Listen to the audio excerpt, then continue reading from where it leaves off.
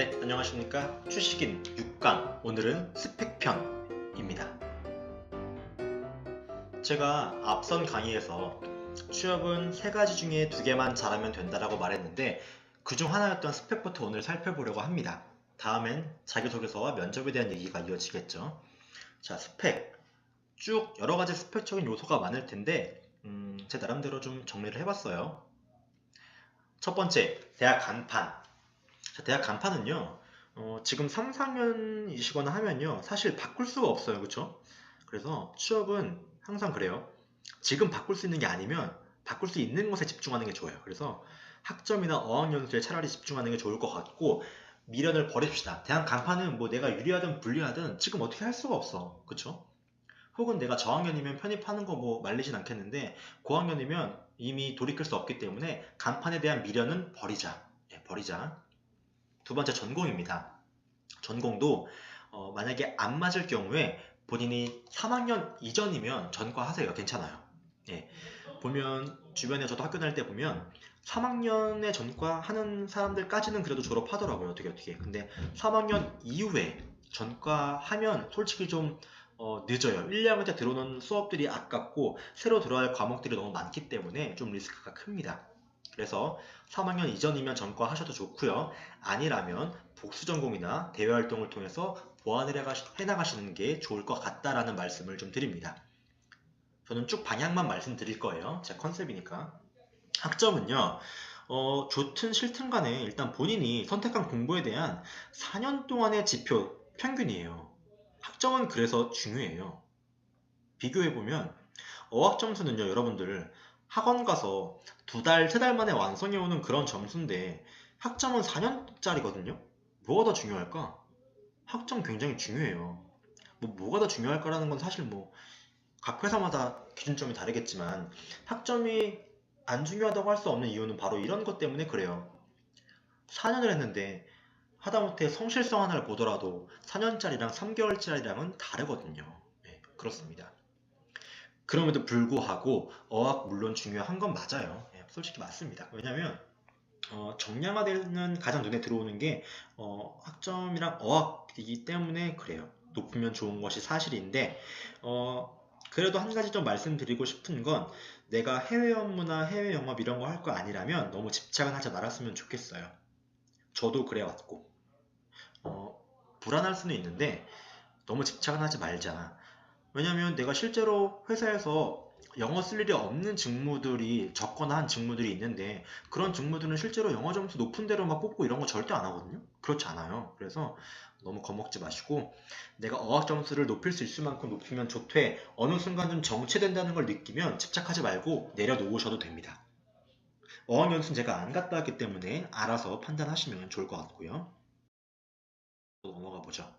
대외 활동 참 많이들 고민하는 것 같아요. 제가 대학생들이랑 얘기할 기회가 되게 많은데 대외 활동에 대한 고민들을 은근히 많이들 하는 것 같아요. 요즘 대외 활동 홍수 시대이기 때문에 뭐 하지라는 고민을 하실 필요가 어떻게 보면 없어요. 아무거나 하세요. 예. 제가 학교 다닐 때만 해도 대외 활동들이 이제 막 생겨나기 시작했었을 때예요. 예. 뭐 있어봐야 영삼성 뭐 이런 거 유명했는데 나머지는 대외 활동 자체가 거의 없었고 제가 했던 활동들도 거의 1기, 2기, 3기 막 이랬거든요. 네. 아무거나 하시는데 아무거나 하려고 하면 너무 뜬구름 잡죠. 제가 뜬구름 잡는 거 싫어하는데 그럼 한 가지 더 팁을 드릴게요. 아무거나 하셔도 되는데 일관된 역할을 하세요. 그 안에서. 그게 바로 직무 경험으로 연결이 돼요. 굉장히 중요한 말입니다. 아무거나 해라 무책임한 게 아니라 아무거나 하되 그 안에서 내가 할 수 있는 역할을 고정된 역할들을 쭉 이어나가세요. A라는 활동을 하면서도 이 역할을 해보시고 B라는 활동을 할 때도 이 역할을 해보시고 C라는 활동을 할 때도 이 역할을 해보시면 그거에 대한 게 연결고리가 생기면서 직무 경험이나 내가 이 직무에 대해 관심이 많다는 걸 자연스럽게 증명할 수 있는 나만의 강점이 돼요. 그래서 뭐 저학년이면 여러 가지 탐방해보는 차원에서 이거 저거 해보시는 거 좋은데 조금 연차 학년이 높아진 사람들이라면 이제 대외활동 고를 때는 아무거나 고르되 역할을 꼭 일관된 걸 해봐라. 그래야 나중에 강점이 생기더라 라는 말을 드리고요. 기왕이면 선택할 때 막 대기업 타이틀 달고 후원하는 그런 뭐 블로그 기자단 뭐 홍보대사 이런 것보다는 능동적으로 뭔가 대학생들끼리 우리끼리 멤버들끼리 무언가를 짜서 기획해서 직접 실행에 옮기고 해보는 그런 능동성이 강한 활동들을 찾아서 해보시라는 걸 좀 권해드리고 싶어요. 왜냐하면 우리가 지금 취업 준비하는 사람들이잖아요. 자기소개서에 결국엔 대외 활동들을 녹이기 위해서 하는 게 솔직히 맞잖아요. 그렇죠? 근데 능동적으로 할 수 있는 것만이 자기소개서에 쓸 말이 많아져요. 대기업에서 후원하는 그런 활동들도 물론 뭐 서류 가산점이 있고 이런 것들이야 뭐 하는 거 말리진 않겠는데, 보통 블로그 기자단이나 뭐 홍보대사 이런 것들은 너무 단편적이고 진짜 그냥 잠깐 모여서 글 올리고 말고 뭐 팀장님이 한번 컨펌 해주고 뭐 이런 게 단 것 같아요. 예. 직접 뭔가 주체가 우리가 돼서 할 수 있는 범위가 좁은 것 같더라고요, 보면. 그래서 저는 뭐 이런 거 있었는데 참고만 하세요. 이게 좋다는 얘기는 아니에요. 뭐 이걸 추천하는 건 아닌데, 저는 이런 거 했었다는 차원에서만 보시면요. 대학생 과학나눔 봉사단이라고 해서 한국과학창의재단에서 했던 활동인데, 무슨 시골에 있는 소외 지역에 있는 학교들 가서 직접 여름방학 때 4박 5일간의 뭐 교육 봉사 프로그램을 짜서 직접 우리가 선생님이 돼서 활동도 해보고 아이들한테 후기도 받고 커뮤니티 형성하고 이런 활동들이어서 되게 전 많이 남았던 활동이에요.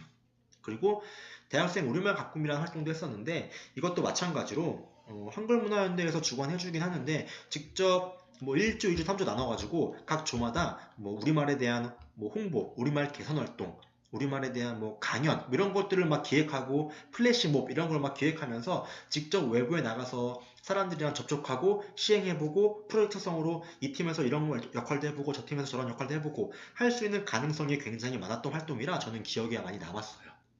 그랬고 서울시 시민 리포터 활동도 잠깐 했었는데, 잠깐이 아니구나, 한 1년 했는데, 이런 것들도 제가 직접 취재 아이템을 능동적으로 구성해서 현장에 나가서 인터뷰도 해보고 기사도 써보고 그 기사를 홍보도 해보고 이런 경험들을 통해서 뭔가 제가 주체적으로 능동적으로 할 수 있는 소스가 많았던 활동들이라서 기억에 남아요.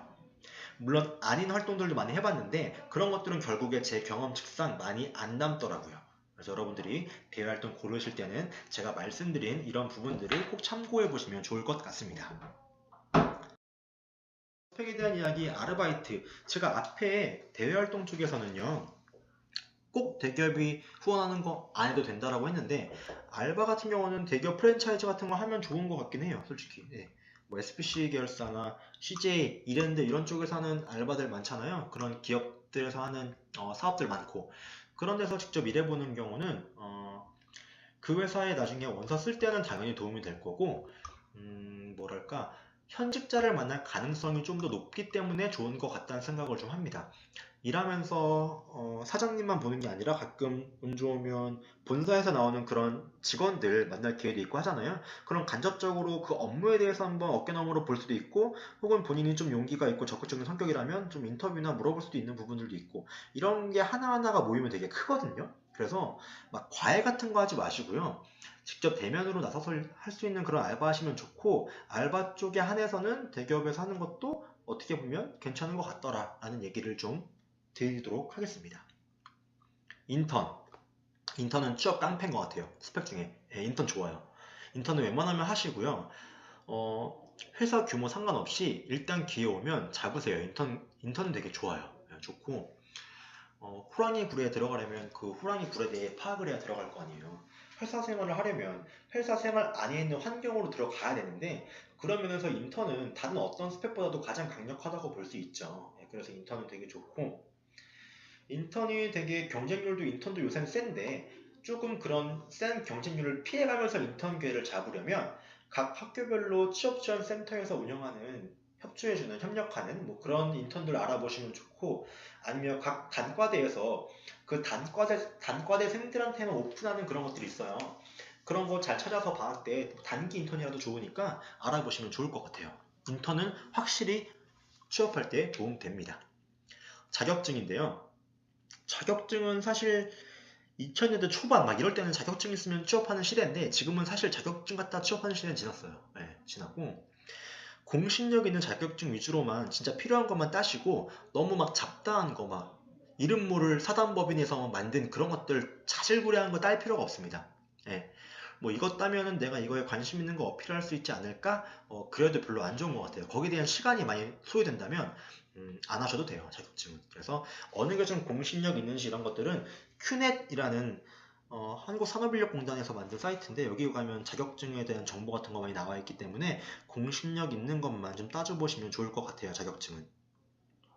마지막으로 교육 수강 이력 이런 것도 이력서에 한 줄, 두 줄 적으면 되게 좋은데 학교 취업지원센터 그런 데서도 교육 많이 하고 특강 같은 거 많이 해주거든요. 그래서 교육 들으면 이수증 이런 거 금방 만들어줘요. 그런 거 하나하나씩 모아두면 좋고 아니면 외부에서 요새 직장인들 대상으로 현직자들도 많이 듣는 그런 플랫폼인데 온오프믹스라고 해서 오타가 났네요. 온오프믹스인데 거기서도 직무에 대한 교육들이 수시로 이루어지는 게 있어서 내가 무료 강의나 혹은 적은 돈을 내고 수강해보면서 이해를 해볼 수 있는 게 많기 때문에 온오프믹스 되게 좋은 것 같아요.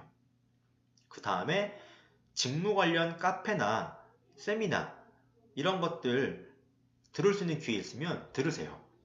뭐 인사 관련해서 관심이 있으신 분들은 뭐 인사쟁이 카페 이런 거 있거든요. 혹은 뭐 마케팅 관심 있으면 마케팅 카페 같은 것도 있어요. 그런 데서 현직자를 초대해서 하거나 아니면 외부 사람들끼리 모이는 그런 세미나들이 있는데 그런 경우 취업준비생들도 한번 참관이나 이런 거 해보면 좋잖아요. 그런 거 해보면서 스펙을 하나의 요소인 교육 쪽을 좀 쌓아보시는 것도 굉장히 도움이 될 것 같다는 생각을 해봅니다. 자, 이상으로 스펙편은 모두 마치겠습니다. 고맙습니다.